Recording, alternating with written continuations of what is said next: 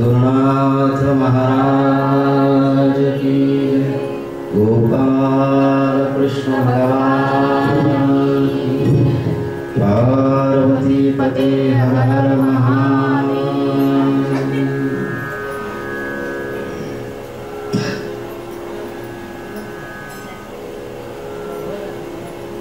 भगवंत सद्गुरु जीव किंवा परमात्मा, जगत आणि जीव किंवा परमात्मा, माया आणि जगत सगळ्या ठिकाणावर तिघ जण पाहायला मिळतात।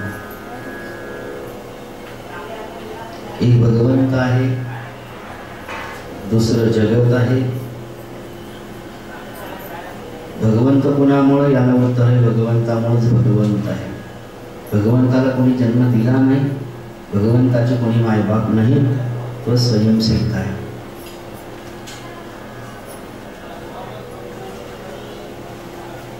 जगताचा बाप आणि जगताची माय परमात्मा आहे।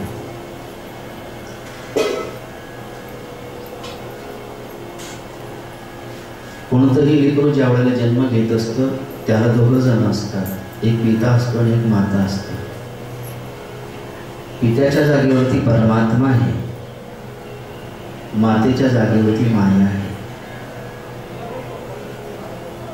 भगवंत आणि माया या दोघांच्या व्यवहारातून, दोघांच्या संसारातून जगत नावाचं लेकरू जन्माला आलंय। आणि जगतामध्ये 84 लक्ष योनी आहेत। नुसते 84 लक्ष योनी आहेत असं नाही, काही नाही, जगामध्ये सारं काही। कुणाचं बाळ आहे? जगत।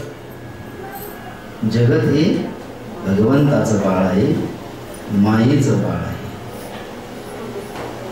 एकटा पिताही जन्म देऊ शकत नाही, एकटी माताही जन्म देऊ शकत नाही। एखादी पतिव्रता आहे पण पतीशिवाय लेकराला जन्म देऊ शकत नाही, आणि एखादा पुरुष आहे धर्मपत्नीशिवाय लेकराला जन्म देऊ शकत नाही। जसं जगत ज्याला आपण म्हणतो, सृष्टी ज्याला आपण म्हणतो, अनंत ब्रह्मांड ज्याला आपण म्हणतो, हे लेकरू आहे कुणाचं?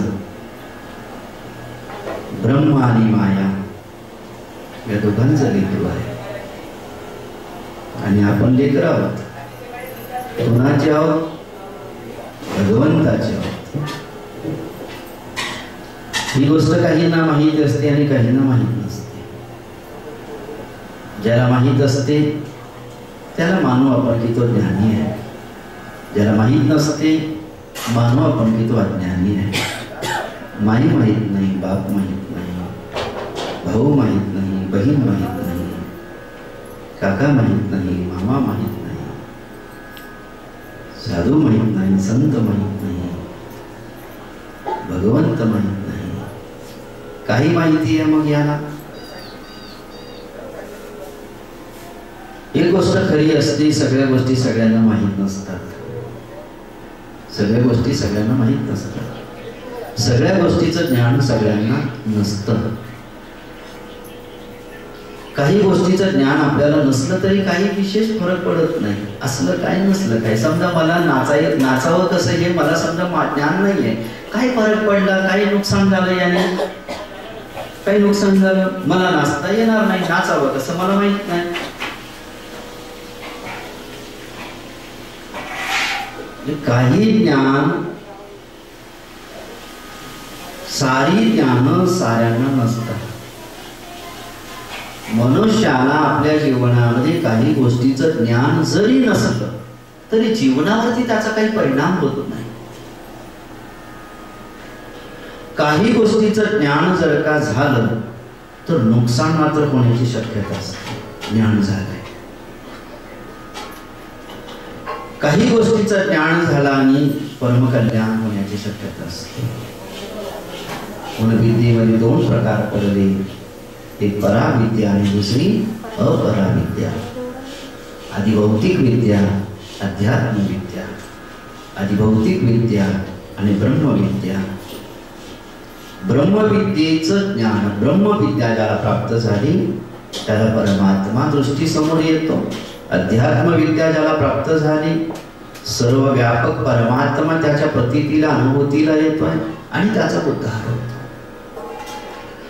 भगवत स्वरूपाचं ज्ञान जर झालं नाही मनुष्याला, संत स्वरूपाचं जर ज्ञान नाही झालं मनुष्याला, याला सोडून सगळं ज्ञान झालं एखाद्याला, परंतु अशा अधिभौतिक ज्ञानाने त्या जीवाचा उद्धार नाही होऊ शकत.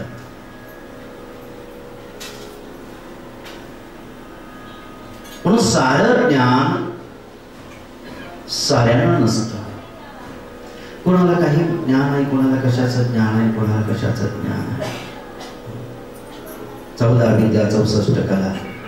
कोणी म्हणतं मला याचं ज्ञान आहे, मला गायनाचं ज्ञान आहे, मला नृत्याचं ज्ञान आहे. कोणी म्हणतं मला पाककलेचं ज्ञान आहे. कोणी म्हणतं मला चोरी कशी करायची याचं ज्ञान आहे. कोणी म्हणतं दुसऱ्यामध्ये भांडणं कशी लावायची याचं मला ज्ञान आहे. दुसऱ्याच्या संसाराची राख रांगोळी कशी करायची याचं मला ज्ञान नाही. दुसऱ्याची संपत्ती कशी हडप करायची याचं मला ज्ञान आहे. ते ज्ञान आहे. माझा उद्धार कसा करावा एवढंच ज्ञान मला नाही. संताची सेवा कशी करावी एवढंच फक्त मला कळत नाही. धर्माचं पालन कसं करावं एवढंच फक्त मला ज्ञान नाही. मी पूर्वीला कोण होतो एवढंच फक्त मला ज्ञान नाही. मी आज कोण आहे याचंच फक्त मला ज्ञान नाही. पुढे या कर्माचा परिणाम काय होणार आहे एवढंच मला ज्ञान नाही. म्हणजे जे असणं गरजेची गोष्ट होती त्याचं ज्ञानच याला नाही. आणि जे ज्ञान नसलं तरी काही फरक पडला नसता त्याचं मात्र ज्ञान आहे. तुमच्या माझ्यासारखे ज्यांना 2 पाय समजून घ्या, 2 पाय, 2 हात, 2 डोळे, 1 नाक, 1 तोंड असं शरीर प्राप्त झालंय. त्यांनी भगवंताला प्रसन्न केलं, भगवंताला स्तुती केलं, आत्मस्वरूपाची प्रतीती अनुभूती घेतली, सच्चिदानंद स्वरूप झाले. ते कोणत्या ज्ञानाने? जे ज्ञान आपण मिळवत बसलो ते ज्ञान त्यांनी मिळवण्यासाठी यत्न नाही केले. ते ज्ञान त्यांनी हस्तगत केलं ज्या ज्ञानाने त्यांचं कल्याण होऊ शकणार. विद्या हस्तगत केली, ज्ञान हस्तगत केलं. म्हणून ज्ञानाला फार महत्व आहे. ज्ञानाला अनन्यसाधारण महत्व आहे. ज्या वेळेला ज्ञान हा विषय समोर येतो, बिना ज्ञानाचा कोणी आहे का सृष्टीमध्ये? नाही. बिना ज्ञानाचं कोणी नाही. कोणी किती जरी म्हणत राहिलं मला काहीच कळत नाही असं नसतंच. फक्त एखादी गोष्ट कळते, एखादी गोष्ट कळत नाही. जी कळत नाही तो म्हणतो मला काहीच कळत नाही. या क्षेत्रातलं काही कळत नाही, फक्त बाकी क्षेत्रातलं कळतं. बुद्धी नाही असा मनुष्य सृष्टीमध्ये कोणता आहे? सगळ्यांना बुद्धी आहे. फक्त कोणाची बुद्धी कोणीकडे चालते, कोणाची बुद्धी कोणीकडे चालते असं म्हणतोय आपण. म्हणजे कोणाच्या बुद्धीला काय कळतं, कोणाच्या बुद्धीला काय कळतं हा विषय. आणि आपलं हित आणि अहित, आपलं कल्याण आणि अकल्याण आपल्या ज्ञानावर अवलंबून असतं. म्हणून ज्ञान अतिमहत्वाची बाजू आहे. भगवतत्वाचं ज्ञान असणं नितांत आवश्यक असतं. संत स्वरूपाचं ज्ञान असणं नितांत आवश्यक असतं. आपण जर भक्त झाले तो भक्त कसा असायला पाहिजे याचं ज्ञान आवश्यक असतं.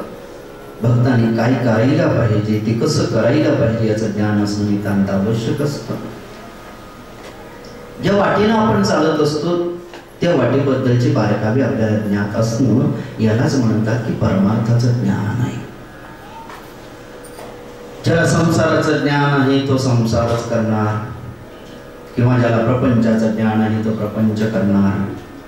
ज्याला परमार्थाचं ज्ञान आहे तो परमार्थ करणार. सगळी माणसं ते एकच काम नाही करत सृष्टीमध्ये. आता आपण भजन करतोय, गुरुभजन करतोय, सतचर्चा करतोय. आपण सगळीच थोडीच काही करतही असतील, सगळीच करत असतील थोडंच. म्हणजे एका व्यक्तीला सगळंही कळू शकतं, एका व्यक्तीला एका गोष्टीचं ज्ञान असू शकतं. आता आपल्याला जी काही भाविक मंडळी बसली यांना ज्ञान आहे, चला गुरुपूजा आहे, चला गुरुपूजेला सत्संगाला चला, हे ज्ञान आहे. सत्संगाला गेल्यामुळं काहीतरी कल्याण होईल, सद्गुरूंचं दर्शन होईल, जरासं भजन होईल, जरासं कीर्तन भक्ती होईल, जराशी श्रवण भक्ती होईल, जराशी आपल्या पापाचा नाश होईल, त्यांचा कृपाशीर्वाद आपल्याला लाभेल, आधी भौतिक आध्यात्मिक कल्याण आपल्याला होईल. हे ज्ञान ज्याला आहे तोच हे कर्म करणार. ज्याला हे केल्याने काय होतं हेच ज्याला कळत नाही तो हे करेल का? म्हणजे हितासाठी आणि अहितासाठी, कल्याण आणि अकल्याणासाठी, वैकुंठाला नरकाला जाण्यासाठी किंवा 84 लक्षणीच्या फेऱ्यामध्ये अटकण्यासाठी, सुख आणि दुःखाची भेद प्राप्त होण्यासाठी एकमेव कारण आहे ज्ञान. एका गोष्टीचं एकाला ज्ञान असलं आणि ते ज्ञान जर दुसऱ्याला नसलं तर अज्ञानी आहे, तो त्या क्षेत्रातला अज्ञानी आहे. ज्याला परमार्थ कळतो तो ज्ञानी आहे. कुठलचा? परमार्थातला. पण संसारातला, प्रपंचातला तो कोण झाला? त्याला संसार कळतो का? त्याला परमार्थ कळतो का? हे भगवान भोले बाबा सारखे अंगाला चिता भस्म लावून बसले, सर्व संघ परित्याग केला, आपल्या गृहस्थाश्रमावरती, आपल्या विषय सुखावरती, आपल्या भोगांवरती तुळशी जलपत्र ठेवलंय आणि रात्रंदिवस भम भम भोले करत फिरतोय, रात्रंदिवस कथा कीर्तन करतोय, कथा कीर्तन ऐकतोय, सत्संगाला जातोय, साधू संतांची सेवा करतोय, कमवलेल्या ऐश्वर्य त्यांच्या चरणावरती नेऊन टाकतोय. प्रपंचाचं ज्ञान ज्याला आहे, संसाराचं ज्ञान ज्याला आहे, ती म्हणतात की परमार्थ करणारी मूर्ख आहे, वेडे आहे, अडाणी आहे, त्यांना ज्ञानच नाही. एवढ्या पैशात तर काही नाही करता आलं.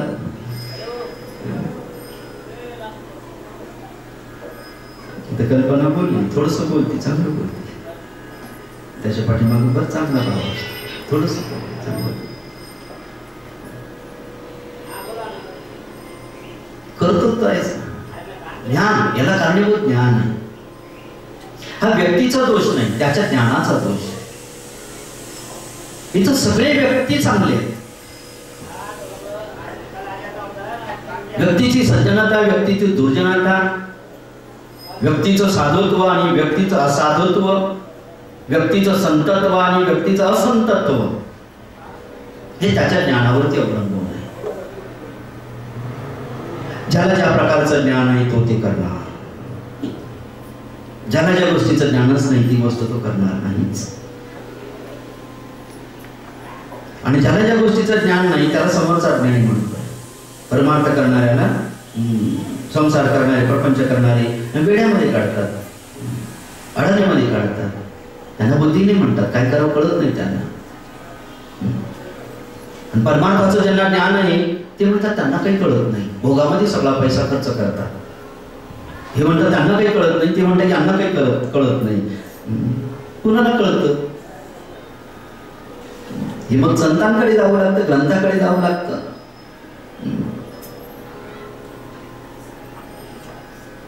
प्रत्येक जण आपलं म्हणणं खरं सांगतोय, मी बोलतो ते खरं आहे, आणि दिवसेंदिवस प्रत्येकाचा अभिमान वृद्धिंगत होत जातोय. प्रत्येक जण आपल्या मतावरती अडून बसलाय, मी म्हणतो तेच खरं आहे, मलाच कळतं जे काही कळतंय, तुला अजिबात कळत नाही. जे काही कळतं ते फक्त मलाच कळतं, तुला अजिबात कळत नाही. परिवारात ही भाषा आपल्याला ऐकायला मिळते, समाजात ही भाषा, मित्रात ही भाषा आपल्याला ऐकायला मिळते का नाही? मुळामध्ये सगळ्यांना सगळं फक्त कळत नाही. कुणाला काय कळतं, कुणाला काय कळतं, कुणाला काय कळतं, कुणाला काय. 10-20 हजार रुपये आले, सगळ्या परिवाराची बैठक बसली, काय करायचं आता? 20,000 रुपयाचा बोनस भेटला. बोनस अजून आता भेटत आहे का नाही? उदाहरण कोण 20,000 रुपये, काय 20,000 रुपयाला आपल्या परिवारामध्ये काय करायचं आहे? मुलाला विचारलं, तो म्हणतो मला मोबाईल घ्यायचा आहे. मुलाला विचार काय करायचं पैशाचं? आपल्याला परिवाराची बैठक बसली नव्हतं, काय करायचं रे आपल्याला? मला मोबाईल घ्यायचा. दुसरा म्हणतो नाही मोबाईलची काय गरज नाही, मोबाईल आहे 3-4 मोबाईल आहे, मला स्कूटी घ्यायची, शाळेत जायला फार त्रास. धर्मपत्नी म्हणते जाऊ द्या तुमचं हे काय मोबाईल हे सोड, लग्न झाल्यापासून तुम्ही हे सांगत आलेले आहेत की मला काहीतरी अलंकार करा. मग तिचं म्हणणं ते असं एकेकाचं मत चाललंय बरं का, 20,000 रुपये खर्च करायचे आपल्याला सगळे एकेकाने सांगायचं कोणाला काय करायचं ते 20,000 रुपयाचं.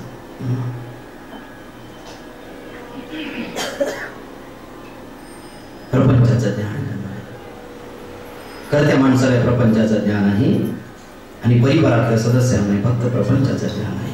हे प्रपंच वृद्धी करण्यासाठी यत्न करतात आहे, तन त्याच्यासाठी खर्च करतात आहे, बुद्धी त्याच्यासाठी खर्च करतात आहे, मिळालेलं प्राप्त झालेलं ऐश्वर्य त्याच्यासाठी खर्च करतात आहे. असा प्रसंग दुसऱ्या एखाद्या परिवारामध्ये उपस्थित झाला. काय करायचं 20,000 रुपयाचं म्हणजे एखादा विद्यार्थी अशा प्रकारचा विद्यार्थी, तो माझा मित्र आहे, त्याला शाळेमध्ये कॉलेजमध्ये ऍडमिशन घेण्यासाठी, पुढचा कोर्स करण्यासाठी, पुढचं शिक्षण घेण्यासाठी त्याची हालाकीची परिस्थिती असल्यामुळं तो फीस भरू शकत नाही, त्याचे पालक फीस भरू शकत नाही, असं असल्यामुळं आपल्याला ही 20,000 रुपये मिळाली ना, आपल्याला त्याची फीस भरून टाकायची आणि त्याला उत्तम अशा प्रकारचं शिक्षण द्यायचं. पाहता या घरामध्ये काय चाललं, 20,000 रुपये खर्च कुठं करायचे यांचा विषय वेगळा चालला, शेजारच्या घरचा विषय वेगळा चालला. त्याच्या पुढे जर का गेलो तर ते म्हणतात या मुलीचं लग्न राहिलंय, असं राहिलंय, तसं राहिलंय, 20,000 रुपये आपल्याला असे खर्च करायचे. आणि जे काही खर्च करायचं आहे, मिळालेलं जे खर्च करायचं, शरीर मिळालेलं आहे खर्च करायचं आहे, शरीर मिळालेलं आहे खर्च करायचं आहे. कुठं खर्च करायचं आहे, कशात खर्च करायचं शरीर, ज्याला विषयाचं ज्ञान येते विषय भोगासाठी खर्च करतात आहे, ज्याला परमार्थाचं ज्ञान आहे ते परमार्थासाठी देह खर्च करतात आहे. आणि अधिभौतिक जे प्राप्त झालं हरिकृपेनं प्रयत्न आणि प्रारब्धाच्या माध्यमातून जे प्राप्त झालेलं आहे त्याचा उपयोग पुण्य अर्जित करण्यासाठी केला जातो आहे. पैसा सगळेच खर्च करतात, शरीर सारे झिजवतात, परंतु सगळ्यांचं कर्म सगळ्यांचं करणं कल्याणकारक होऊ शकत नाही. त्याच्यासाठी कर्माचं ज्ञान असणं नितांत आवश्यक असतं. मी काय केले आणि मला काय प्राप्त होणार आहे याचं ज्ञान असणं गरजेची गोष्ट असते. मी माझा पैसा कुठे इन्व्हेस्ट केला तर जास्त मला प्रॉफिट मिळणार आहे, जास्त मला आयात होणार आहे, आय होणार आहे, उत्पन्न वाढणार आहे, माहिती पाहिजे.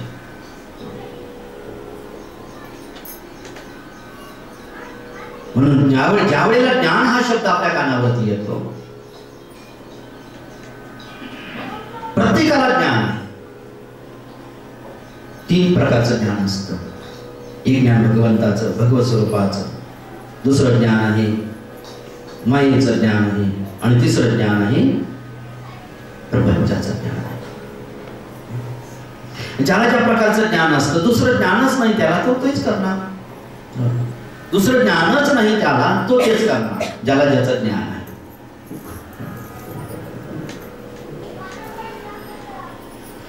प्रत्येकामध्ये 3 गुणधर्म असतात, सत्वगुण, रजोगुण, तमोगुण. प्रत्येक मनुष्यात 3 गुण आहेत.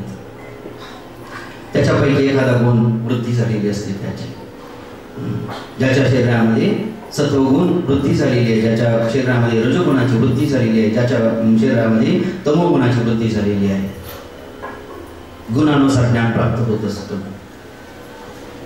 ज्यावेळेला कर्म हा विषय समोर येतो, कर्म ज्ञानाच्या अगोदर आहे का ज्ञानाच्या नंतर आहे? कोणतंही कर्म आपण करतो अगोदर कर्माचं ज्ञान प्राप्त होतं का? कर्म अगोदर करतो आपण, गुंतागुंती होणे शक्यता आहे. इथं लक्षात घ्या, अगोदर ज्ञान होत असतं. अगोदर काय होतं? ज्ञान होतं. वॉशिंग मशीन जर का घरामध्ये आणलं तर काय होईल? वॉशिंग मशीन घरात आणलं तर काय होईल? काय फायदा होईल? राणीचे हात थोडेसे कमी दुखतील, वेळ वाचेल. असं सगळे जे फायदे, जे लाभ आहेत, जे बेनिफिट आहेत, हे ज्ञान अगोदर झालं. टेलिव्हिजनचे फायदे कोणकोणते आहेत? मोबाईलचे फायदे कोणकोणते आहेत? याचे फायदे लाभ अगोदर ज्ञान झालं. ही साबण जर अंगाला लावली तर काय होतं? एका आंघोळीच्या वेळेला ही साबण जर अंगाला लावली तर काय होतं? काय होतं?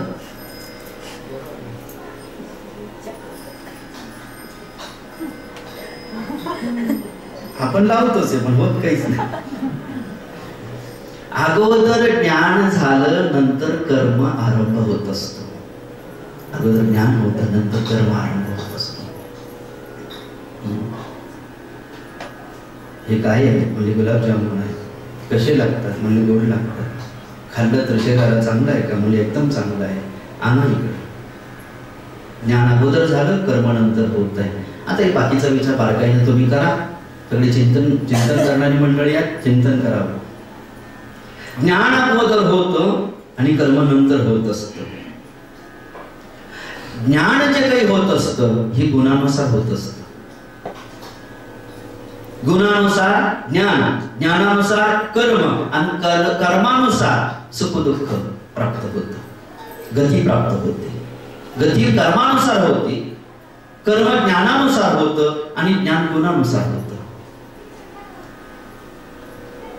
म्हणून ज्ञानाचेही प्रकार 3 वर्णन केले. कर्माचं ज्ञान, कर्त्याचं ज्ञान आणि फलाचं ज्ञान. ज्याला कर्माचं ज्ञान झालं, असं केलं तर असं होणार आहे, असं केलं तर असं होणार आहे, बुद्धी निर्णय करते. काय करायचं मग? काय करायचं मग? यांच्या घरी गुरुपूजा आहे, काय करायचं? आणि पहिला शो आहे आणि आपला नियम पहिला शो पाहायचा आहे, काय करायचं? इकडे गुरुपूजेला जायचं का तिकडे जायचं? काय करायचं? बुद्धी निर्णय करते. पुढच्या पौर्णिमेला जाऊ. सिनेमाचा पहिला शो पहिल्यांदा पाहून घेऊ. तो तिकडे गेला, कुणी बायकोला घेऊन बाजारात गेला,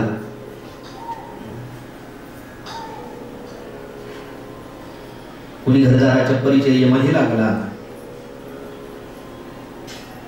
काय होतंय असं? याला कारण व्यक्ती आहे नाही, याला कारण त्याला ज्ञान. ज्याला ज्या प्रकारचं ज्ञान झालं, ज्याला ज्या कर्माचं ज्ञान झालं, ज्ञान हेच सांगताय फक्त हे असं कर्म जर का तू केलं तर असा फायदा होईल. हे काम ज्ञानाचं. हे काम कशाच कोणाचं आहे? ज्ञानाचं आहे. ज्ञान सांगतंय आपल्याला आणि ज्या कर्माचं आपल्याला ज्ञान नाही, कोणीतरी आपल्याला ते देतोय. असं केलं तर असं होईल. परमार्थाचं ज्ञान कोण देतं आपल्याला? साधू संत ग्रंथ आपल्याला परमार्थाचं ज्ञान देतात. भगवंताचं नाम संकीर्तन केलं तर, हरीची शरणागती केली तर, साधू संतांची सेवा केली तर, गोरगरिबांची सेवा केली तर, हे परमार्थामधले जेवढे अन्य प्रकारचे साधन आहेत तेवढे साधू संत ग्रंथांनी आपल्याला दिले. म्हणजे याचं आपल्याला ज्ञान नव्हतं, कुणीतरी दिलंय. पण सगळ्यांना साधू संत आणि ग्रंथ सगळ्यांना ज्ञान देतात, पण सगळे त्यांच्या म्हणण्याप्रमाणे वर्तन करतात का? याला उत्तर नाही. का? सांगणाऱ्यामध्ये जो जे ज्ञान सांगतो, एक तर त्याच्यामध्ये तो गुण आहे, त्या गुणानुसार त्याला त्या कर्माचं ज्ञान आहे, त्या कर्माच्या फलाचंही ज्ञान आहे, आणि आपल्याला माहित असलेलं कर्म सतत माणूस दुसऱ्याला सांगतो, शिकवतो, सतत दुसऱ्याला सांगतो. आपापल्या पार्ट्या, आपापले गट, आपापले मंडळ, आपापले सदस्य प्रत्येक जण वाढवतो. प्रत्येकाच्या टोळ्या असतात, मंडळ असतं. चोऱ्या करणाऱ्याची टोळी असते, ती ग्रुप असतो, तो अतिरेक्यांचाही गट आहे, धर्मकार्य करणाऱ्यांचाही गट आहे. हे सगळे मिळतात. एक विशिष्ट कर्म करणारे त्यांचा एक मंडळ, त्यांचा एक गट. एक विशिष्ट कर्म करणारे त्यांचा एक मंडळ, त्यांचा एक गट. एक प्रत्येकाचे गट पाहायला मिळतात समाजात. हे सारख्या गुणाचे एकत्र आलेले आहेत, सारख्या ज्ञानाचे एकत्र आलेले असतात, ज्यांना सारखं ज्ञान आहे, एक ज्ञान आहे, एका कर्माचं ज्ञान. म्हणून इथं व्यक्तीचा दोष नाही, त्याच्या ज्ञानाचा दोष आहे. आणि त्याच्या ज्ञानाचा दोष नाही, त्याच्या गुणाचा दोष आहे. हे मूळ आहे. कुणामध्ये जर परिवर्तन करायचं असेल, पहिल्यांदा त्याच्यातला गुणधर्म बदलला गेला पाहिजे, गुण बदलला पाहिजे. आणि गुण नाहीसा करणं ती स्थिती सोपी गोष्ट नाही. कारण कसं असतं, कारण कसं असतं, त्याचा कडूपणा कमी करायचा असलं काय करावं लागतं, काय करावं लागतं, त्याच्या पोळी करायच्या, त्याला कापायचं, त्याच्या छोट्या छोट्या पोळी करायच्या, त्याला मीठ टाकायचं, त्याच्यावर मीठ, त्याला पाणी पाणी सुटतं, मग त्याला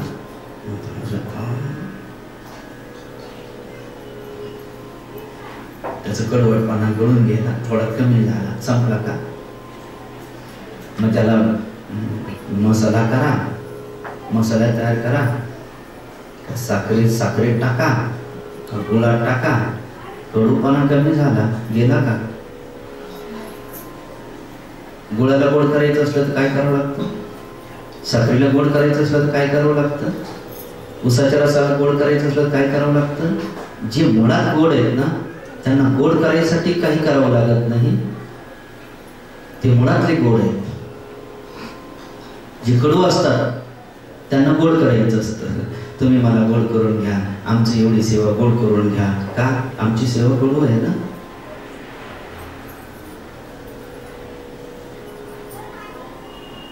एवढं गोड करून घ्या.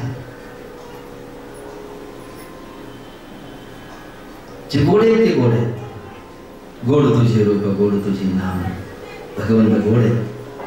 अधरम मधुरम मदनम मधुरम नयन मधुरम मधुर. मुळातला माधुर्य येते.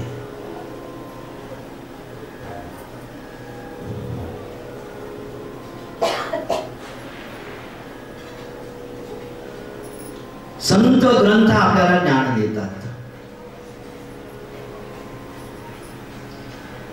त्यांनी आपल्याला ज्ञान द्यावं याच्यात काय आपण काय आज्ञानी आहोत का.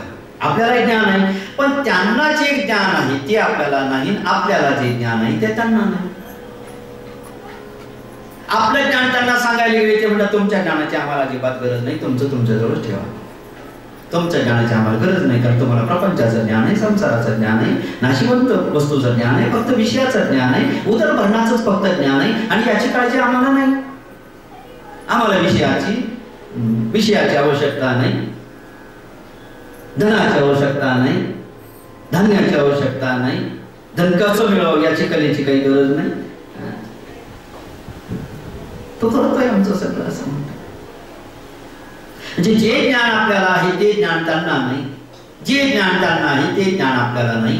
आपलं ज्ञान त्यांना सांगायला जावं ते म्हणत गप्प बसा, तुमचं ज्ञान आम्हाला लागत नाही. पण त्यांचं ज्ञान ज्या वेळेला ते सांगतात त्यावेळेला ही बरीच मंडळी म्हणतात की साधू संतांच्या ज्ञानाची आम्हाला गरज नाही, ज्ञानेश्वरीची आम्हाला गरज नाही, भगवताची आम्हाला गरज नाही, साधू संतांच्या उपदेशाची आम्हाला गरज नाही, त्यांचं तुमचं तुमच्याजवळच ठेवा म्हणतात. बस झालं. तुम्ही काय सांगणार आहे, साधू संत काय सांगणार आहे तेच सांगणार आहे, हे आम्हाला माहिती आहे. तुम्ही काय सांगणार आहे, तुम्ही काय सांगणार आहे हे आम्हाला माहिती असल्यामुळे आम्ही भागवताला येत नाही, कीर्तनाला येत नाही, सत्संगाला येत नाही, तुमच्या दर्शनाला येत नाही. इथं नाहीचा पाडा त्यांनी का लावला, नाहीचा पाडा, कारण त्यांना माहिती यांच्याकडे काय ज्ञान आहे, हे काय सांगतील याची आपल्याला गरज नाही.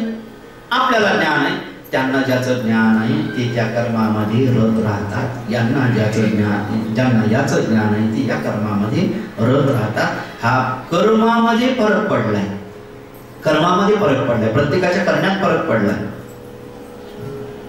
का फरक पडला प्रत्येकाच्या करण्यामध्ये? हा मुळात ज्ञानात का फरक आहे. ज्ञानच नाही तर कर्मरत होणार नाही. आणि ज्ञान अवलंबून कशावर आहे याला उत्तर आहे, गुणांवरती अवलंबून आहे. सात्विक माणसं असतात, राजसी माणसं असतात, तामसी माणसं असतात. समाजामध्ये 3 प्रकारची माणसं असतात. आपणही 3 प्रकारचे आहोत, सात्विक आहोत, राजस आहोत, तामस आहोत आपण. आणि म्हणून कधी कधी संमिश्र कर्म होत असतं. मनुष्याकडून संमिश्र कर्म होते, कधी कधी विशिष्ट कर्म होत असतं. म्हणून ज्या वेळेला ज्ञानाचा विषय चालला, कर्माचा विषय चालतो, ज्ञानाचा विषय चालतो. ज्ञान 3 प्रकारचं असतं. सात्विक ज्ञान आहे, राजस ज्ञान आहे, तामस ज्ञान आहे, ज्ञान आहे. ज्याला ज्या प्रकारचं ज्ञान असतं तो ते करतो, आणि जो जे करतो ते भोगतो परिणाम शेवटी.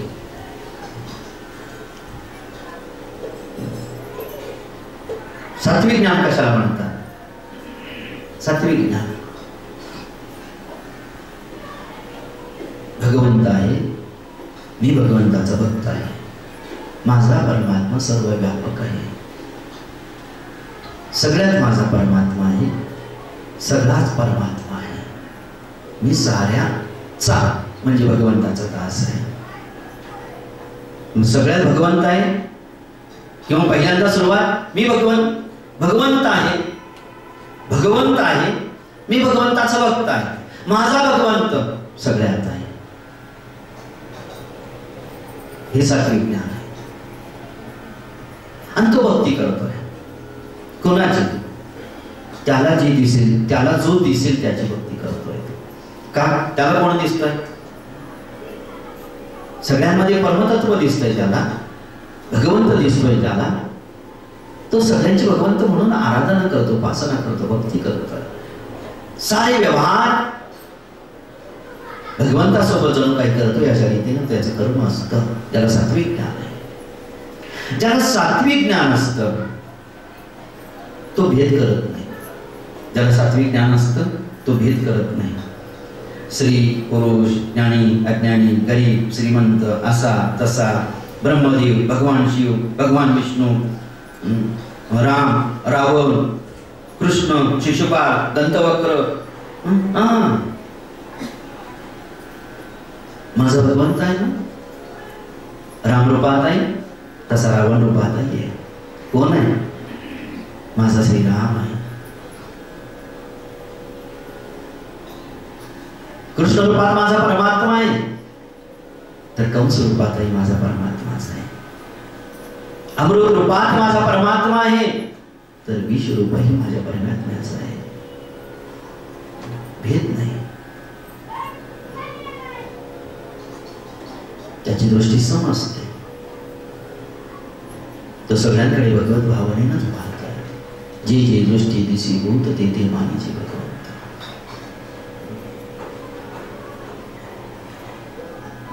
याला सात्विक ज्ञान म्हणतात. परमार्थातलं आहे, सात्विक आहे. परमार्थातलं आहे पण सात्विक आहे. हे ज्ञान आहे, आणि या ज्ञानाने उद्धार होत असतो असं म्हणतात.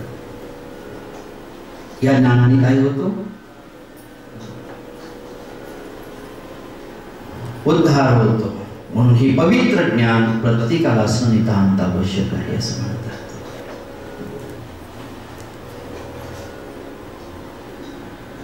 तरी अर्जुना गाते पुढे सात्विक ज्ञान चोखडे, जयाची उदयी ज्ञेय पुढे ज्ञाते निसे. ज्यावेळेला भगवंताला आपण पाहतो, सगळ्यांमध्ये भगवंत तो पाहतो, किंवा तो सांगतो मला जे ज्ञान आहे मी तुम्हाला देतोय, सगळा परमात्मा आहे, सगळ्यात परमात्मा आहे. ज्या वेळेला सगळ्यांमध्ये आपण परमात्मा पाहायला लागतो, पहिल्यांदा जो आपल्याला दिसत होता त्याच्यात परमात्मा पाहिल्याने काय होतं? जे पूर्वीला दिसत होतं त्याचा नाश होतो आणि ज्ञेयाची प्राप्ती होत असते, परमात्म्याची प्राप्ती होते.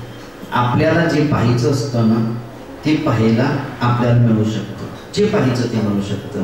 बस आपण तशा प्रकारची ज्ञान साधना करणं नितांत आवश्यक असतं. ज्या रीतीनं सूर्य कधीही अंधार पाहत नाही. सूर्याला कधी अंधार दिसतो का? सूर्याला कधी अंधार भेटतो का? भेटू शकत नाही. म्हणून तया परी जया ज्ञाना शिवाजी तृणावसाना या भूत व्यक्ती पण भिन्ना नातळते. ज्याला सात्विक ज्ञान असतं त्याला त्याची भूत भावना कशी असते? भूताकृती पाहून तो वेगवेगळ्या नाही मानत. त्यांना आपण प्रत्येकाला वेगवेगळं मानतो ना, का? ते सात्विक ज्ञान नसल्यामुळे. साधू संतांना परमहंसाला ते सात्विक ज्ञान असतं. आपण वेगवेगळं पाहतो का नाही? वेगवेगळं आहे का? वेगवेगळं आहे का? तरी वेगवेगळं पाहतोय आपण. जैसे हाती चित्र पाहता, पाटी घेतली, लेखन घेतली, आठवते ना? पाटी घेतली, लेखन घेतली, त्याच्यावर चित्र काढलं सुंदर. कशाचं चित्र सुंदर काढलं. एखाद्या लहराने जे काढलेलं चित्र आहे ना त्याच्यावर हात फिरव म्हणजे प्रेमाने त्याच्यावर हात फिरव. कशावर? पाटीवरती लेखणीनं काढलेल्या चित्रावरती त्याला प्रेमाने हात फिरवायची इच्छा झाली. काय होईल? चित्र मिटून जाईल ना, पुसून जाईल ना. तसं सृष्टीचं जे चित्र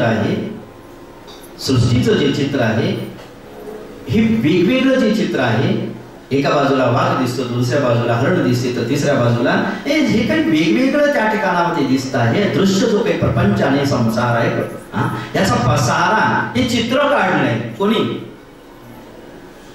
भगवंत नावाची पाटी आहे, माया नावाची लेखनी आहे, भगवंत नावाचा चित्रकार आहे, त्यांनी चित्र काढलंय. एकाच पाटीवरती चित्र काढले. वाघाची, सिंहाची, हत्तीची, लांडग्याची, कोऱ्याची, स्त्रीची, पुरुषाची, ब्रह्मदेवाची, शंकराची, विष्णूची, एकाच पाटीवरती एकाच लेखनीनं एकाच पाटीवरती चित्र काढली. पुन्हा कोणाची काढली? हे वेगवेगळ्यांची काढली. वेगवेगळे चित्र जरी दिसत असले, पाटी, लेखनी आणि चित्रकार एकच आहे, हे वेगवेगळं कुठं आहे? हा फक्त आकारामुळे आपल्याला वेगवेगळं पण वाटत आहे.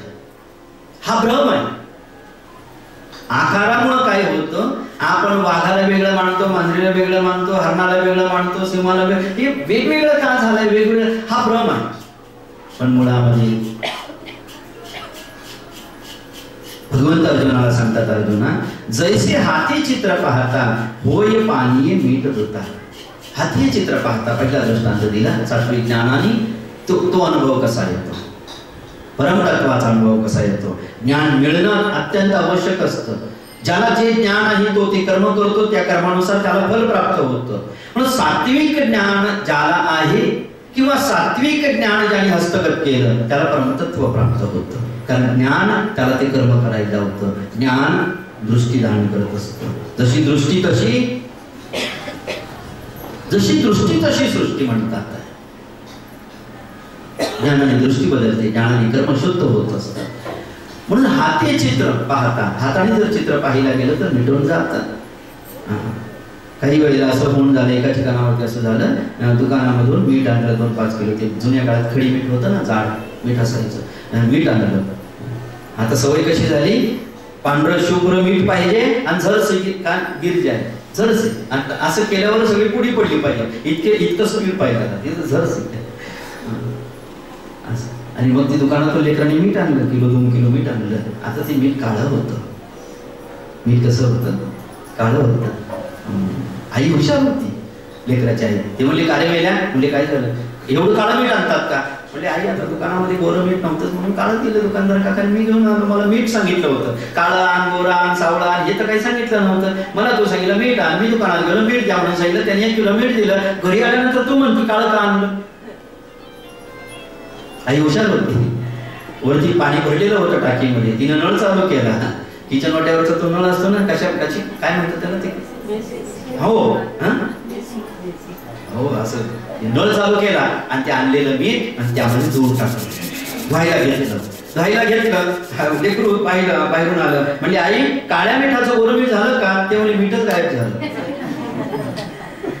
मीठच कुठे गेलं काही कळलं नाही. मीठ पाण्यामध्ये जर धुवायला जर का नेलं, त्याला जर गोरं करायला गेलो आपण तर मिठाचा पत्ता लागत नाही. जगताला भगवंत म्हणून जो पाहतो त्याच्या समोरचं जगत नाही होत आणि हाही प्रगट होत असतो. अनेकत्वाचा नाश होतो, त्याला एकत्वाने पाहावं लागतं. त्याला सात्विक ज्ञान संतांत आवश्यक असतं. म्हणून जैसे हाती चित्र पाहता होय पाणी मीठ होता, काची वनी स्वप्ना येता जैसे होय. जसं स्वप्न पाहत होतो आपण, जागा झाल्याबरोबर काय झालं, आपलं स्वप्न खोटं ठरलं. स्वप्न आपल्याला कळलं की मी स्वप्न पाहिलं आणि स्वप्न खोटं होतं. मी स्वप्न पाहिलंय ते खोटं झालं. खोटं कधी झालं? जागा झाल्यानंतर खोटं झालंय. पहा, तैसे ज्ञानी जेनी, तसं ज्या ज्ञानानी करिता ज्ञातव्या ते पाहणी, जाणता ना जाणणी जाणावे गोरे. तसं आपल्याला भगवंत पाहायचं आहे ना, पाहायचं आहे ना, सगळ्यांना पाहायचं आहे. आपल्याला भगवंत पाहायचा आहे ना, तो दिसण्यासाठी जे दिसतं त्याला भगवंत मानावं लागतं. याला भगवंत मानण्याने हा नाहीसा होऊन जातो आणि हरी दृष्टीपत्र होतो. ही एकच पद्धत आहे, सात्विक ज्ञानाची पद्धती आहे. हरी तसा पाहायला मिळणारच नाही. ज्याला एकदिवशीय पाहायचं आहे त्याने कुठं तरी एका ठिकाणावरती भगवंत आहे असं मानायचं आहे, आणि ज्याला सर्व व्यापक पाहायचं आहे त्याने सर्वाघटी राम देहादेही एक सूर्यप्रकाश कसं सगळं घटाघटामध्ये त्याला पाहायचं आहे. तैसे ज्ञाने जेणे करिता ज्ञातव्या ते पाहणे, जाणता ना जाणणे जाणावे उरे. शेवटी जाणतं पण ज्ञान शिल्लक राहून राहतं काही, फक्त ज्ञान आहे. काही ज्ञान कोणत्या ज्ञानाने पाहिलं? भगवंत म्हणून पाहिलं. याचा परिणाम शेवटी ज्ञानाची प्राप्ती त्या ज्ञानामुळे झाली. भगवत तत्वात आला. पैसोनी आठवणी गेली न काढी या बोलिया आयने कातरंग न घेपती पाणी काढून जायचं. पैसोनी आठवणी गेली. एक जण म्हणला मला अलंकार लागत नाही, मला नको ते अंगठी नको, मला ते कानातले नको, मला ते मंगळसूत्र ते नको, मला नको. म्हणजे काय पाहिजे तुला? मला सोनं पाहिजे, मला सोनं पाहिजे. ते म्हणले सोनंच आहे ना. नाही म्हणे मला अलंकार नाही पाहिजे, मला सोनं पाहिजे. समोरचा म्हणतो अरे बाबा सोनंच आहे ना. म्हणजे कोण म्हणतंय सोनं आहे? तूच फक्त म्हणतो हे सोनं नाही, बाकी माझं म्हणणं आहे सोनं आहे. लक्षात घ्या, अलंकार म्हणजे काय आहे? अलंकार कशापासून तयार झाले? म्हणजे अलंकार म्हणजे काय आहे? अलंकार म्हणजे सोनेच आहे ना. पण हिचं म्हणणं असं आहे मला अलंकार नको, सोनं पाहिजे. आता अलंकार म्हणजे काय आहे? तुला जर सोनं पाहिजे असलं तर हे अलंकार आहे. हे विपरीत ज्ञान तुझं गेलं पाहिजे. तू सोनं म्हणून याच्याकडे पाहाय, तुला अलंकार दिसणार नाही, सोनं दिसत. सोनं म्हणून पाहिलं की तुला अलंकार दिसणार नाही, सोनं दिसणार आहे. म्हणून अलंकार तुला, मला जग नाही पाहिजे, मला संसार नाही पाहिजे, मला प्रपंच नाही पाहिजे, मला या सगळ्या गोष्टीचा विटाला पाहूच नको. भगवंत पाहे त्याच्यात, म्हणजे संसाराचा नाश होईल आणि परमात्मा प्रगट होईल. म्हणून पैसोनी आठवणी जेणे, ज्याने तिनं सोनं सोनं करायचं तर अलंकाराची आठवणी करून त्याचा गोळा तयार केल्यानंतर सोनं होणार आहे. का अलंकारही सोनंच आहे? अलंकारही सोनंच आहे. अलंकार आठवत बसायची गरज नाही त्याला. देव पाहायचा असला तर काय आतमध्ये परमात्मा आहे. सगळीकडे सतत ऐकतो ना आपण, सगळ्यात परमात्मा आहे. आपल्या देहात परमात्मा आहे, देहात परमात्मा आहे. मग पाहायचा, मग घ्या कुऱ्हाड, घ्या चाकू, घ्या सूर्या, घ्या आणि तोडा त्याला. नाही, पाहायचा ज्याला आहे त्याला तसा पाहताच येणार नाही. भगवंत म्हणून जर पाहिलं तर भगवंत दिसणार असतो. अलंकाराकडे सोनं म्हणून पाहिलं तर सोनं दिसत असतं, आणि अलंकार म्हणून पाहिलं तर सोनं दिसत नसतं, अलंकार दिसत असतो. कुणाला विचारलं आपण हे काय का घातलं कानामध्ये, तो म्हणतो झुबे घातले. तुम्ही म्हणतात पतिव्रतेकडे काय येतात? अलंकार जास्त पतिव्रतेच्या अंगावर असतात. आता पुरुषाच्या अंगावर किती अलंकार, जास्तीत जास्त फारच अलंकाराचा शौकीन असला तर त्या गळ्यात काय असतं? लॉकेट असतं. आणि बोटात काय असतं? पायाच्या बोटात काय असतं? आता कुठंच काही नसतं. असलं तर इतकं असतं. जास्तीत जास्त मनगटात घालायचं असलं तर काय असतं? पंतलेट एवढंच असतं ना. ते याच्या व्यतिरिक्त पुरुषाजवळ अलंकार नाही. मग कानात काय घातलं ग? म्हणजे कर्ण पुढे घातले किंवा झुबे घातले. गळ्यात काय घातलं ग? म्हणजे चपला हार घातला, सेवन पीस घातला, हे घातलं. असं वेगवेगळे नावं सांगितले. समोरच्याचं म्हणणं आहे, माझं म्हणणं आहे तू कानात झुबे नाही घातले, तू गळ्यात सेवन पीस नाही घातला. हे असं वेगवेगळं. बरं का, मला नावं जास्त माहित नाही. हे सगळं माझं म्हणणं आहे, कानात तू हे नाही घातलं, गळ्यात तू हे नाही घातलं, मग मी घातलं नाही म्हणतात, हे काय घातलंय? ते म्हणते बघ, कानात तू सोनं घातलंय, गळ्यात तू सोनं घातलंय, सगळं सोनं घातलंय.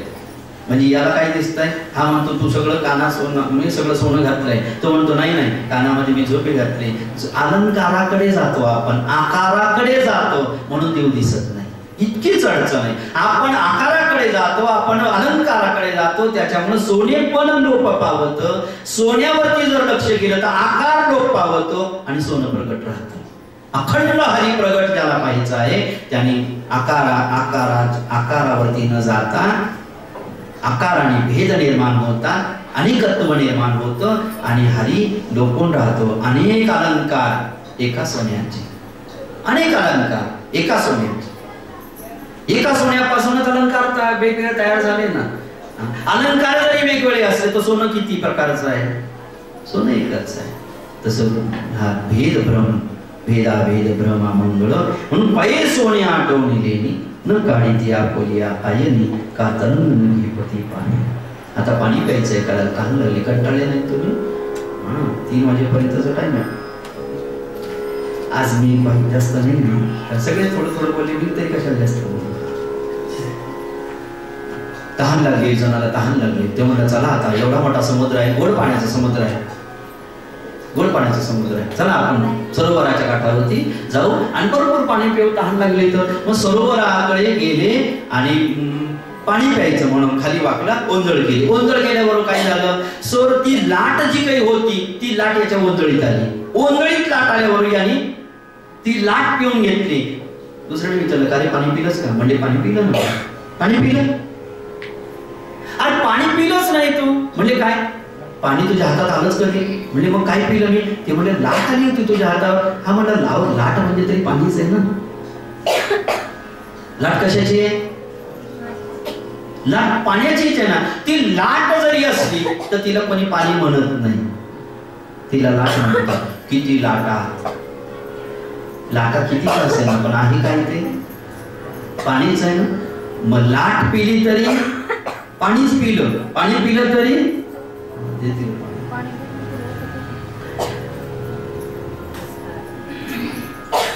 माझं खोकलं तिला गेलं का? अरे ती लाट आली, लाट आल्याबरोबर लाट हातावर घेतली. लाट होती का पाणी होतं? बरोबर पाणीच होतं ना.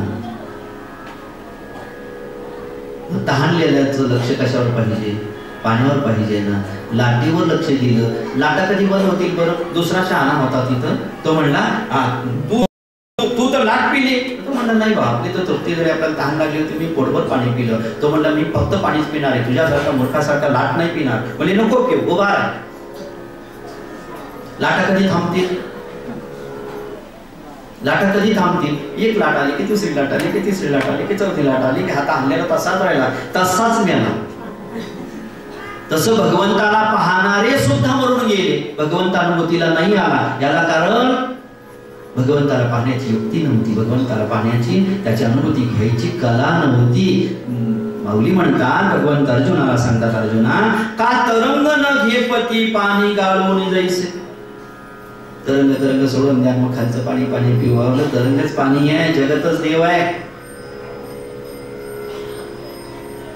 जगताला वेगळं पाहायचं, देवाला वेगळं पाहायचं नाही. नाही नाही नाही असं नाही होणार. ते अलंकाराला सोनं, सोनं अलंकार सोन्याचे अलंकार झालेले आहेत. अलंकारावरती लक्ष न देता, कारण अलंकारावर लक्ष दिलं तर भेद होतात.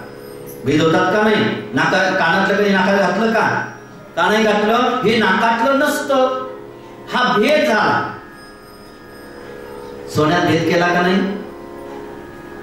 देवाचे तुकडे करून टाकले आपण. कुणाचे तुकडे केले? सोन्याचे तुकडे केल्याशिवाय अलंकार झाले का?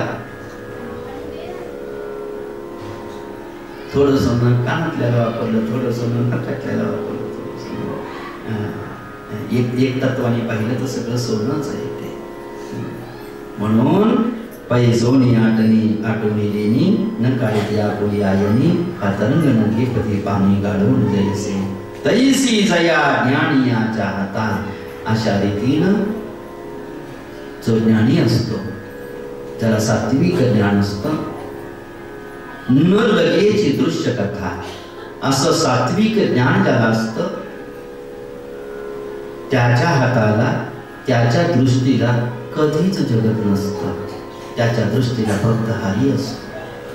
मग वास पाहिजे ते प्रगटी माहिती, जिकडे पाहिजे तिकडे चतुर्भुज गोपाळ. सात्विक ज्ञानाने हे झालं. सात्विक ज्ञानाने त्याने त्या दृष्टीनं पाहिले, ज्ञानाने दृष्टी निर्माण केली.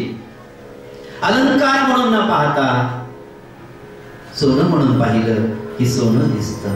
जे म्हणून पाहिलं आपण ते दिसतं. काय म्हणून पाहिजे आपल्याला ते दिसतं. न लगेची दृश्य कथा ते ज्ञान जाण सर्वथा सात्विक गा. या ज्ञानाला सात्विक ज्ञान असं म्हणतात. आणि जो सात्विक ज्ञान ज्याला असतं त्याचं कर्मही तसंच असतं, त्याचं पाहणंही तसंच असतं, त्याचे सारे व्यवहार तसेच असतात. ज्याला चराचरामध्ये जो भगवंत पाहतो त्याचे सगळे व्यवहार कोणा सोबत असतात? भगवंतासोबत. आणि म्हणून त्याचं सगळं करणं ही भगवंताची भक्ती असते. म्हणून तो जे करी ते तुली, तो जे करी ते तुली पूजा, तो कल्पी तो जपू माझा. तो जे करी देवाची सेवा, तो भक्त जर का झोपला ना शांत, भगवंत म्हणतात माझा भक्त झोपला ना, माझ्या भक्ताची झोप म्हणजे माझी समाधी आहे, माझी विश्रांती आहे. त्या परमतत्वाशी एकरूप आहे. तो कुणी केलं त्याला एकरूप? ज्ञानाने केलं. ज्ञान झालं, याला परमतत्वाचं ज्ञान म्हणतात, त्याला परमात्म्याचं ज्ञान म्हणतात. भगवंताचा अनुग्रह, भगवंताचा साक्षात्कार, तो आत्मबोध, तो आत्मप्रतीती कशी हस्तगत करावी हे सोडून द्यायला पाहिजे. भेददृष्टी सोडून द्यायला पाहिजे. एक हरी बस.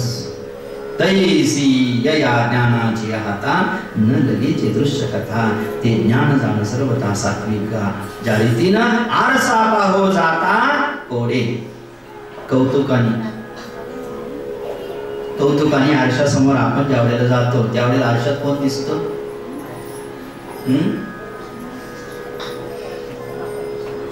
ज्या वेळेला आपण कौतुकानं जरी सहज जरी आरशा समोर गेलो की आरशात कोण दिसतं? प्रतिबिंब दिसतं. कुणाचं दिसतं?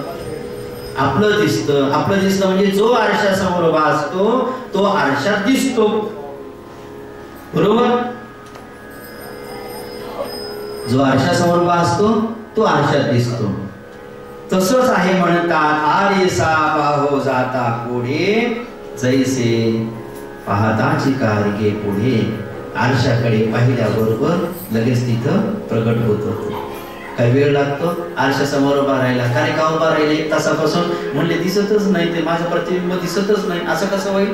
उभं राहिल्या आरशाकडे पाहिल्याबरोबर प्रतिबिंब त्या ठिकाणावरती प्रगटतो. जैसे पाहताची कार्य पुढे तैसे ज्ञेय लोटोनी पडे ज्ञाताची जे. तसं ज्ञेय म्हणजे परमात्मा. ज्ञानाचं जे ध्येय असतं त्याला ज्ञेय म्हणतात. ज्ञानाने काय मिळवायचं आहे? प्रत्येक ज्ञानाने काहीतरी मिळत असतं. ज्ञान व्यर्थ कधी जात नाही. प्रत्येक ज्ञानाने कर्म होतं, कर्माने ते ध्येय प्राप्त होत असतं. सात्विक ज्ञान ज्याला आहे त्या ज्ञानाने ध्येय प्राप्त होतं. ज्या रीतीने आरशासमोर उभं राहिल्याबरोबर आपलं प्रतिबिंब आपल्या पुढे उभं राहतं, तसा सात्विक ज्ञानाने ध्येय आपल्या समोर तात्काळ उभं राहू शकतं. परमात्मा आपल्या समोर सर्व व्यापक आपल्याला अनुभूतीला येऊ शकतो. उडती तेची सात्विक ज्ञानचे मोक्ष लक्ष्मीचे भुवन. मोक्ष लक्ष्मीचं भुवन आपल्यासाठी खुलं होऊन जातं. परमतत्व खुलं होऊन जातं. संसार मोक्षमय होतो. मोक्षमय या सात्विक ज्ञानाने होतो. म्हणून प्रयत्न करायला पाहिजे सात्विक ज्ञान हस्तगत करण्याचा.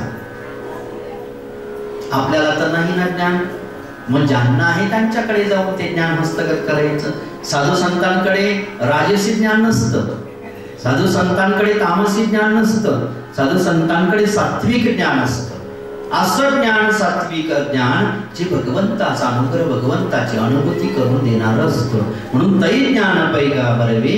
तै ज्ञान म्हणजे ते सात्विक ज्ञान, ते अध्यात्म ज्ञान, ते भगवंताला प्रगट करू शकेल अशा प्रकारचं ज्ञान. तै ज्ञान पैगा बरवे. जरी म्हणी आधी आणावे तरी संता या बजावे सर्वस्वीसी. राजसी ज्ञान कशाला म्हणतात? ज्यांना राजसी ज्ञान असतं ते राजसी कर्म करतात. त्याची दृष्टी वेगळी असते, त्याची दृष्टी पूर्ण भेदाची असते. राजसी माणसाची दृष्टी पूर्ण भेदाची. तरी पार्था परियसती ज्ञान राजस.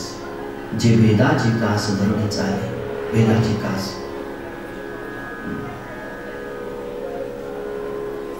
माझीच म्हणतो पण मी नाही म्हणत. काय फरक पडला राजस ज्ञानात आपण सात्विक ज्ञानात?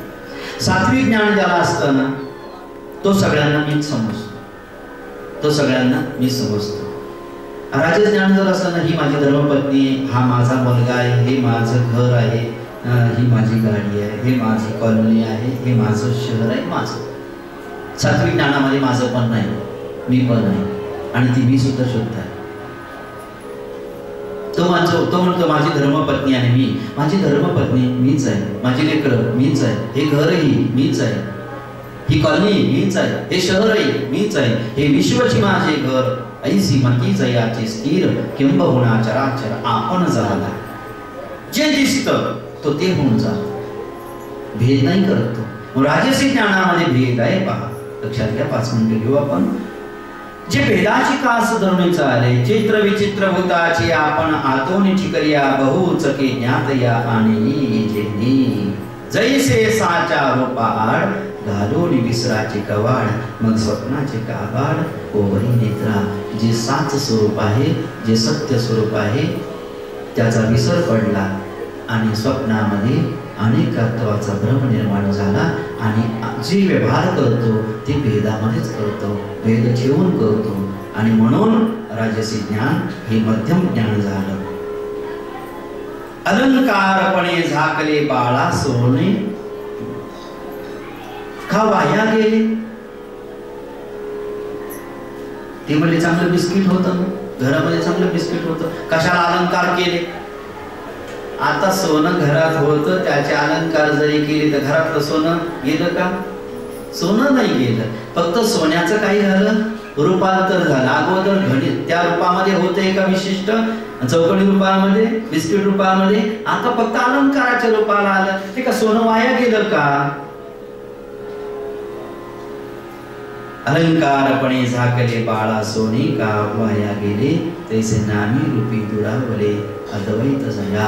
परंतु नाम आणि रूप भिन्न भिन्न रूपाने भिन्न भिन्न नाव असल्यामुळं सत्य वस्तू जी काही आहे ती मात्र हरवून बसते, तिचा शोध त्या ठिकाणावरती लागत नाही. अवतरली या गाडगा घडा. मातीपासून काय काय होतं? मातीपासून काय काय होतं?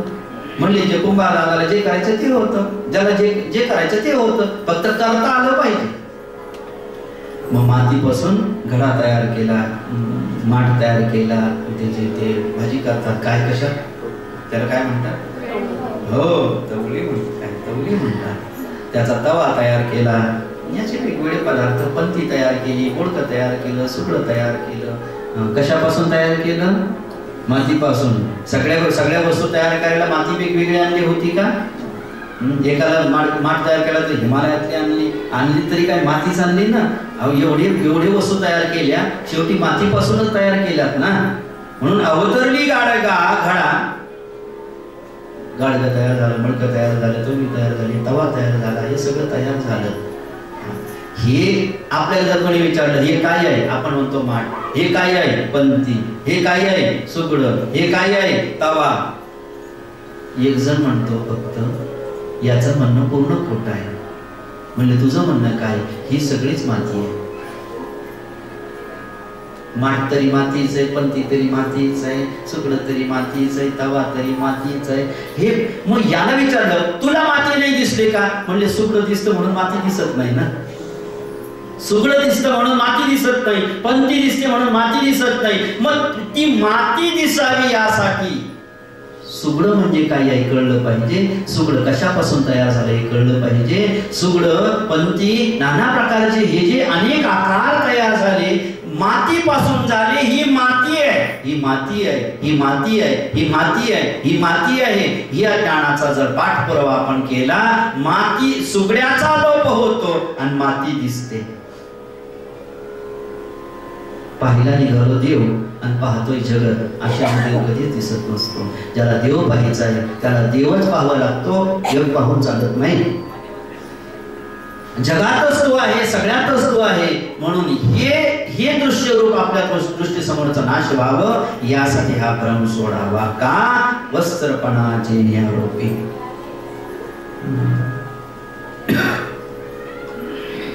अंगावरती काय असतं आपल्या? वस्त्र. वस्त्र असता का दोरे असतात? मग उशिरा सांगतात अगोदर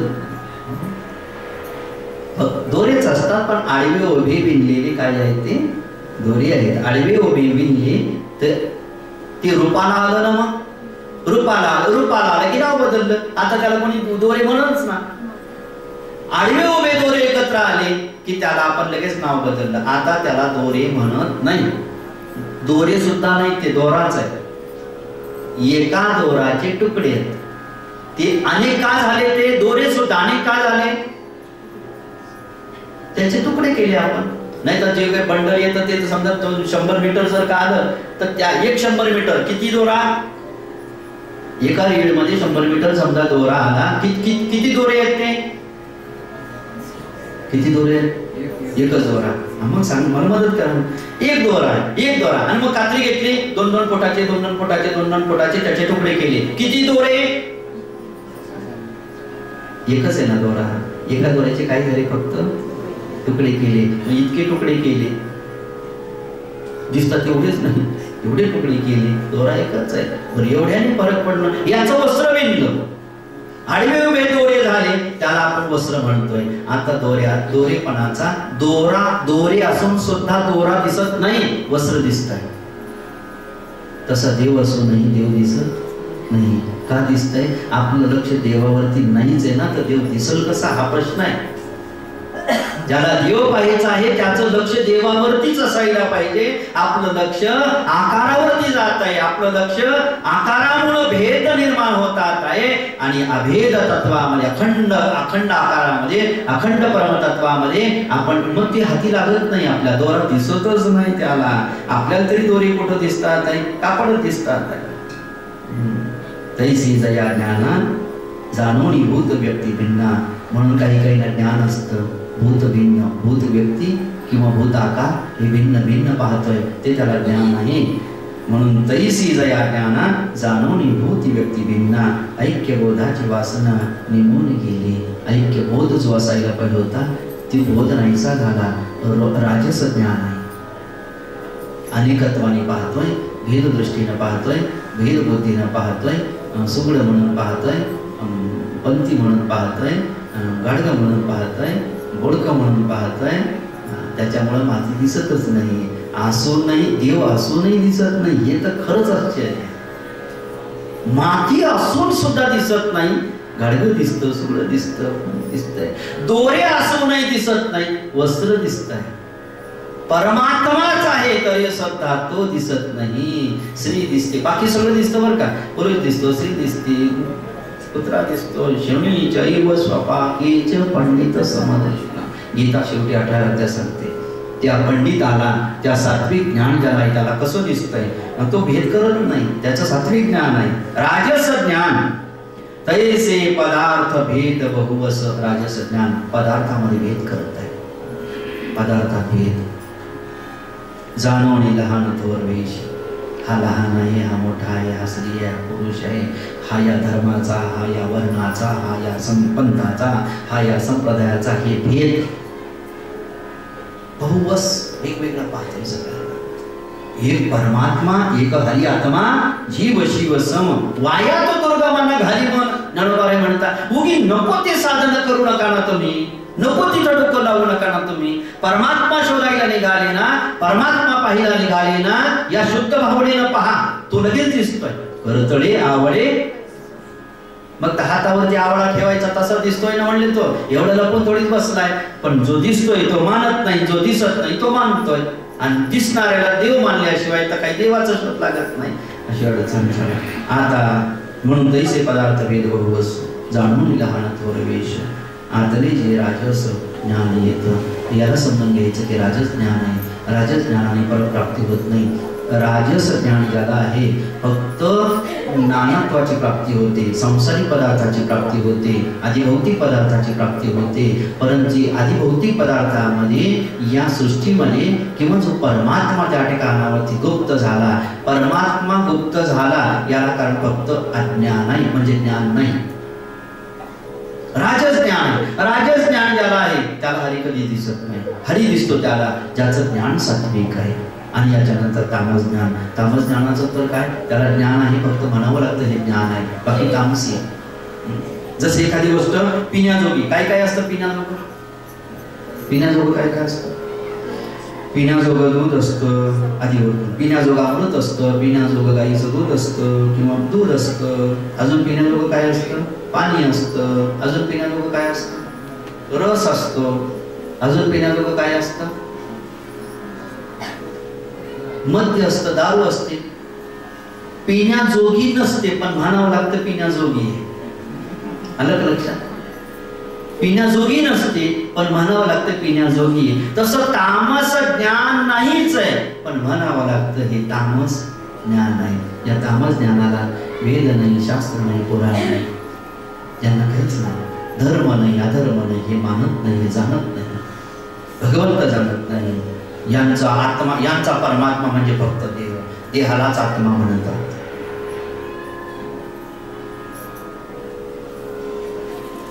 काय पाहावं, काय बोलावं, कुठं जावं, कोणाशी संगती करावी याचं काही धर्मबंध नाही. तरी किरटी जे ज्ञान हिंदी विधीचे ही वस्त्रे घेणं. विधीचं वस्त्र न घालता हे ज्ञान फिरत असतं. नग्न ज्ञान. तामसी ज्ञान कसं असतं? वस्त्र नाही. कशाचं वस्त्र? शास्त्राचं वस्त्र, विधीचं वस्त्र अंगावरती नसतं. जे सात्विक ज्ञानाच्या अंगावरती फक्त विधीचं वस्त्र असतं, विधिवत असतं त्याचं कर्म. श्रुती पाठ मोरी नग्न म्हणून तया येरही शास्त्रवरी परी जे निंदेचे पिटाळवरी ओळविलेसे डोंगरी लेंच्या धर्माच्या जे का ज्ञान ऐसे गुण ग्रहे तामसे घेतले भावे दिसे होऊन आजे तो पदार्थी निशोधून निरोपी जैसे शून्य ग्रामी तया तोंडी जे नातळे का आणि जे पोळी खायचा विषय काढला होता. तामस ज्ञान शास्त्राचा विषयच नाही त्याचा. दिसताना खायचं. मग बाकीचे एखाद्याने सांगितलं वय खाऊ नये, खाऊ नये, मांसाहार करू नये. शरीर कसं होतं?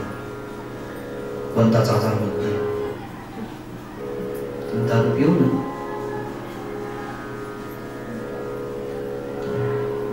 तामस ज्ञान. ते म्हणतात असं केल्याने काय होतं, केलं तर काय होतं. मानत नाही. विधीचं वस्त्र नाही, तामस ज्ञान आहे. त्यांना विपरीत ज्ञान असतं. जे शास्त्राने करू नये सांगितलं ना तेच करण्यात जास्त रस असतो. इंटरेस्ट कशात असतो? जे विधीनं जे करू नका म्हणून सांगितलं ना तेच करण्यामध्ये रस असतं. समजून घ्या त्या व्यक्तीला ज्ञान कोणतं आहे? तामस ज्ञान आहे. ते तामस ज्ञान तेच करायला होतं. ज्या रीतीनं काहीही खायला तयार असतात ते फक्त एकच पदार्थ खात नाही म्हणतात, ज्यांना बराय म्हणतात. हे अति गरम जर का असलं तोंड पोळतं म्हणूनच थोड्या वेळ खाणार नाही, त्याच्यानंतर ते खातात. फक्त गरम आहे तोपर्यंत म्हणतात थोडं थंड होऊ द्या. म्हणजे असं काही म्हणणार नाही की हे खाण्याचा पदार्थ नाही. का खाता जेणे पोळे ते एक तेची एक वाळे एर घेण्याची पाही सोनी चोरीता उंदिरो. सोनी म्हणतो सोनं जर का घरामध्ये असलं तर त्याला उंदीर चोरतो. म्हणजे चोर सोन्याची चोरी करतात असं काही म्हणू नका. उंदर सुद्धा सोन्याची चोरी करतात, बेळामध्ये सोनं नेऊन टाकतात. का नेतात ते? कारण जुन्या काळामध्ये, आता पैसा जास्त झाल्यामुळे तसं काही नसेल पण माहिती असेल, त्या जुन्या काळामध्ये कधी मंगळसूत्र वगैरे असलं तर त्याला पोकळी असते. त्या पोकळीत काय भरलेलं असतं? लाख. ती लाख नावाचा पदार्थ उंदराला जास्त आवडतो. त्यानं सोनं पळवून चोरून नेलं का लाख खायची होती त्याला लाख खायची होती. ते कुरतडायला लागलं, ते काही निघत नव्हतं. एवढ्यात कोणीतरी आलं, त्याने ते लाखाच्या आमिषापोटी, त्याला काय घेणं सोनं, त्याला काय कानात घालायचं का काय का बायकोला द्यायचं काही संबंध नाही, त्याला लाख खायची होती.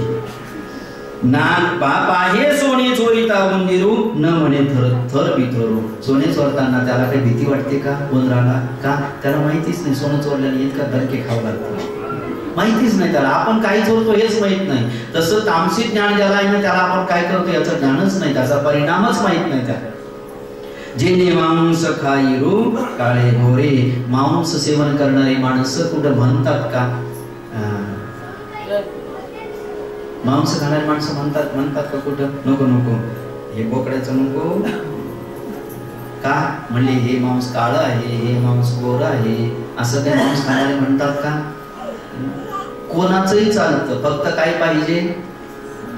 कोणाचंही चालतं. बेंडक्या चालते, कुत्रे चालते, डुकरं चालते, कोंबड्या चालते. मी नाही, माऊलीची ओवी बरं का. तू म्हणता आज इतका चांगला आणि ओवी आहे ना, साधू संतांचं कोण म्हणले? काही विचार करतो का तो की हे मांस काळं आहे का गोर आहे? त्याचा हेतू काय? फक्त खायचं. कसं कास आहे ना, आणि कोणाचं कास आहे ना, फक्त खायचं काय आहे, आणि काही का असे ना फक्त प्यायचं आहे. त्याचा परिणाम काही का होईना.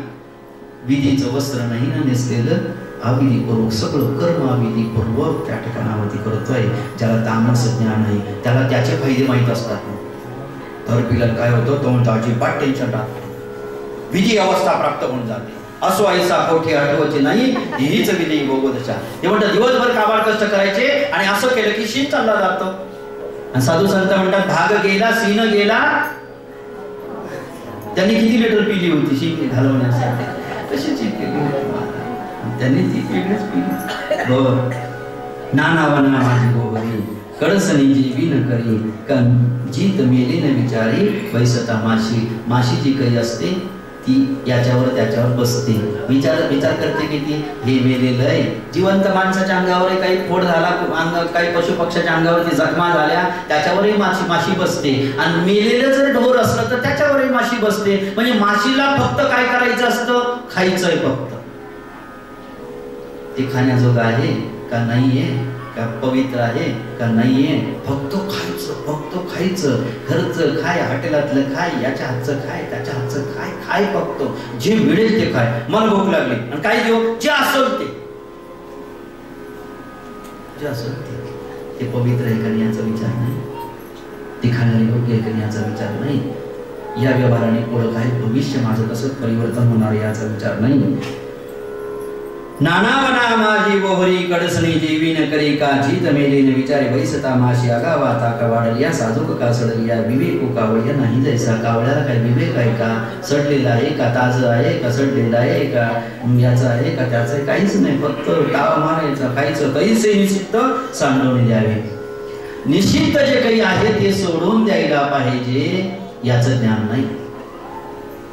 आणि विधिवत जे आहे ते करायला पाहिजे याचंही ज्ञान नाही. निषिद्ध कर्म करू नये आणि विहित कर्म करायला पाहिजे, विधीपूर्वक कर्म करायला पाहिजे, या गोष्टीला तो मानतच नाही. नेमकं निषिद्ध कर्म त्या ठिकाणावरती करतो. म्हणून जे तुले आड पडे देठी, ते तुले ते विषयासाठी, मग ते श्री द्रव्य पाठी शिष्णो धरा. त्याचं सगळं करणं त्याच्यासाठी, मग त्याचं पैसा कमावणं त्याच्यासाठी असतं. खाणे पिणे कपडा लागता, आणि त्याला काय म्हणतात अलीकडे? बस आयश. दुसरं काही विषय त्याला काहीच माहित नाही. त्याला पाप माहिती, पुण्य माहित नाही, धर्म माहित नाही, अधर्म माहित नाही. बस हे तामसी ज्ञान त्याला असल्यामुळं या अधोगतीच्या वाटेला त्या ठिकाणावरती हा लागतो म्हणतात. म्हणून तामसी ज्ञान कोणत्याही दृष्टीनं त्या ठिकाणावरती हितकर नाही, उपयोगात नाही. किंबहुना ऐसी प्रथा वाढती देखसी पारथा, दुवाची विही प्रथा आकाश जैशी.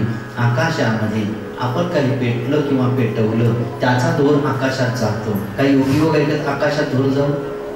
काही उपयोग आहे का ना? काहीच उपयोग नाही. तसा या माणसाचा जीवनाचा उपयोग त्याला स्वतःला नसतो, परिवाराला नसतो, समाजाला नसतो, धर्माला नसतो, संताला नसतो. याचं जगणं काय, याचं मरणच परवडलेलं असतं. म्हणून तामसी ज्ञानाने तामसी कर्म होत असतं. तामसी कर्म अत्यंत अशा प्रकारचं कर्म त्या ठिकाणामध्ये असतं. मध्यम कर्म हे राजस कर्म असतं. ज्याला ज्या प्रकारचं ज्ञान असतं ते कर्म तो करतो. ज्याला तामस ज्ञान आहे तो कर्मही तसंच करणार. ज्याला राजस ज्ञान आहे तो कर्मही तसंच करणार. आणि ज्याला सात्विक ज्ञान आहे त्याचं कर्म तसंच असतं. उद्धार सात्विक ज्ञानाने होत असतो. हरिकृपा सात्विक ज्ञानाने होत असते. संत कृपा सात्विक ज्ञानाने होत असते. आत्मानुभूती सात्विक ज्ञानाने होत असते. 84 लक्ष योनीच्या फेऱ्यातून फक्त सात्विक ज्ञान सोडवणार आहे आणि ते सात्विक ज्ञान गीता भागवतात आहे. म्हणून अखंड गीता भागवता सारखे सद्ग्रंथ, ज्ञानेश्वरी सारखा सद्ग्रंथ अखंड वाचावा. अखंड त्यावरचे भाष्य त्या ठिकाणावरती निरूपण श्रवण करावं. अखंड साधू संतांच्या सहवासामध्ये सतचर्चेमध्ये त्या ठिकाणावरती राहावं आणि सात्विक ज्ञान हस्तगत करून तो परमात्मा मृत्यूच्या अगोदर एकदा डोळ्याने पाहावा. आणि मग आपले डोळे बंद झाले तर हरकत काही नाही. म्हणून करावी तातडी परमार्थी. परमार्थाची तातडी करावी. आपल्याला जे ज्ञान असतं ते पर्याप्त नसतं. आपल्याला जे ज्ञान असतं, पहिल्यांदाच आपण प्रस्तावनेमध्ये पाहिलं, प्रत्येक जण म्हणतो मला माहिती आहे, मला ज्ञान नाही, मला कोणाचं ऐकायची गरज नाही, मग मी काय हुशार नाही का, आणि किती बुद्धिवान आहे मी, आणि बुद्धीचं दिवाळं निघली. तामसी बुद्धी, तामसी ज्ञान आहे, राजस ज्ञान आहे, ते सात्विक ज्ञान. म्हणून ते ज्ञान प्राप्त व्हावं यासाठी साधू संतांची सद्गुरूंची सेवा अविरत अखंड चालली पाहिजे. अखंड हरीचं परमपवित्र नाम, अखंड साधू संतांचा सहवास, अखंड धर्म पालन, अखंड विधिवत कर्म त्या ठिकाणावरती करावं. आपल्या गुणामध्ये परिवर्तन करून घ्यावं. गुण बदलला तर ज्ञान बदलत असतं, आणि ज्ञान बदललं तर कर्म बदलत असतं, आणि कर्म बदललं तर गती बदलत असते. ऊर्ध्वगती, मध्यम गती, अधोगती. गती कशावर अवलंबून आहे? कर्मावरती. कर्म कशावर अवलंबून आहे? ज्ञानावरती. ज्ञान कशावर अवलंबून आहे? गुणावरती. आणि गुण अवलंबून आहे अन्न पदार्थावरती किंवा संगतीवरती. म्हणून गुणांवरती लक्ष देऊन आपलं परमकल्याण होईल अशा प्रकारचे प्रयत्न इष्ट करायला पाहिजे. सद्गुरूंचे पूजन झालं विधीपूर्वक. काही मंडळींनी चिंतन आपली मंडळी व्यक्त केली. भगवंताची इच्छा समजू याही वर्षीला गुरुपौर्णिमेचा सोहळा कळसापर्यंत येऊन पोहोचला. सद्गुरूंचं आगमन झालं. सद्गुरूंनी सेवा आपल्याकडून करून घेतली. अशाच प्रकारची सेवा अखंड सद्गुरू आपल्या साऱ्यांकडून करून घेऊत अशी प्रार्थना श्रीगुरूंच्या चरणावरती आपण करू. आणि ते सात्विक ज्ञान, तशी शरणागती, अनन्य शरणागती, जैसा गर्भ गोरू उद्यमाते कोणाही नेणं. अजात पक्षी जो असतो, ज्याला पंख नाहीत अशा पिलाचं सगळं ते ती पक्षिणी करते, तसं सद्गुरू रूपी पक्षिणी आपण गर्भगोळासारखे होऊन आणि त्या पक्षिणीला आपला परमार्थ त्या ठिकाणावरती करण्यासाठी सोय करून द्यावी. भगवंताला पण एक वेळेला प्रार्थना करू, सद्गुरूंना एक वेळेला प्रार्थना करू. ज्या रीतीची सेवा आजपर्यंत आमच्या साऱ्या हरिदासांकडून आपण करून घेतली, अशी सेवा भविष्यामध्ये सुद्धा आपण करून घ्यावी. या ठिकाणावरती आपल्या प्रवचनाला, चिंतनाला आपण पूर्ण